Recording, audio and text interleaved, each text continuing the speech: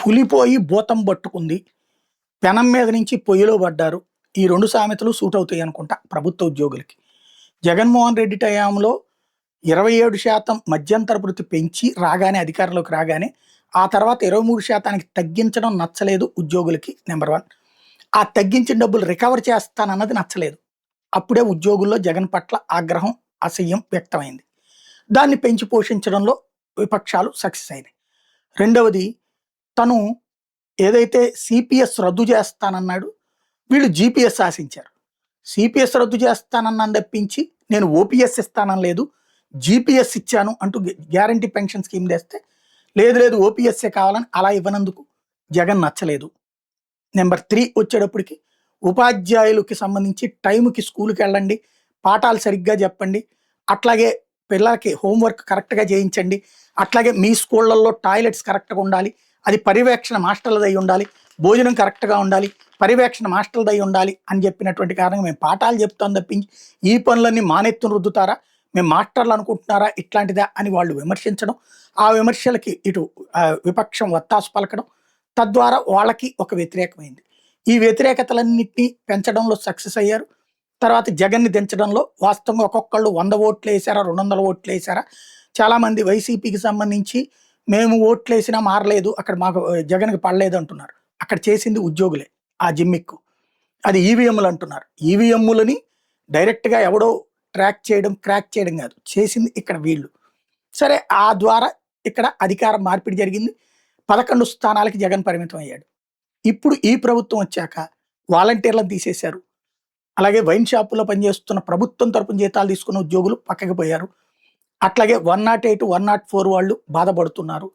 అట్లాగే డ్వాక్రాలకు సంబంధించినటువంటి విభాగాలకు సంబంధించినటువంటి అనేక మంది ఉద్యోగుల్ని ఏడుబిచ్చుకు తింటున్నారు.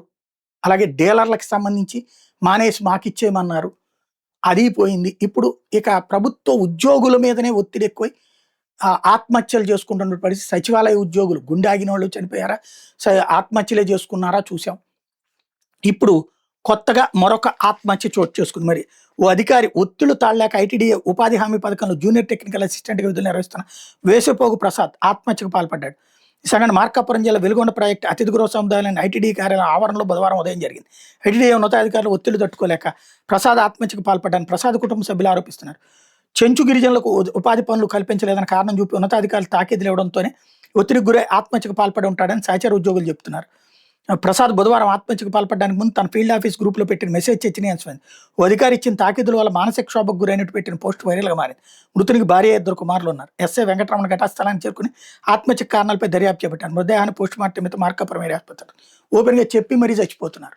అయినా సరే ఏ యాక్షన్ లేదు. ఓ పక్కన సచివాలయ ఉద్యోగులనేమో సంబంధం లేని సర్వేలు చేయమంటున్నారు.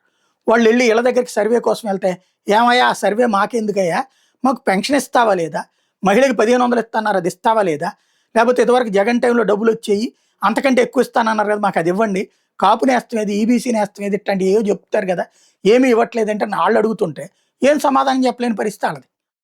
అలాంటి సిచ్యుయేషన్లో వాళ్ళ మీదన మీరు కనుక సర్వే చేయకపోతే మీ ఉద్యోగాలు పీకేస్తాను వాళ్ళని బెదిరిస్తున్నారు. అట్లాగే ప్రభుత్వ ఉద్యోగుల్ని వీళ్ళే వీళ్ళకి అనుకూలంగా పని చేయించుకుంటారు. తేడా రాగానే ఉద్యోగుల్ని దొంగలు చేస్తున్నారు. అట్లాగే ఇదివరకు జగన్ టైంలోనే ప్రభుత్వ ఉద్యోగులు ప్రభుత్వానికి అనుకూలంగా పనిచేశారు. అప్పుడున్న వాళ్ళని జైళ్లలో పెడుతున్నారు. ఏంటిది అంటే ఇదే కరెక్ట్. ప్రభుత్వ ఉద్యోగ సంఘాలు ఉద్యోగుల సంరక్షణ కోసం కాకుండా తమ నాయకత్వ సంరక్షణ కోసం చూసుకుంటున్నంత వరకు ఇందులో వాళ్ళ జీవితాలు ఏంటో అర్థం కాని పరిస్థితి.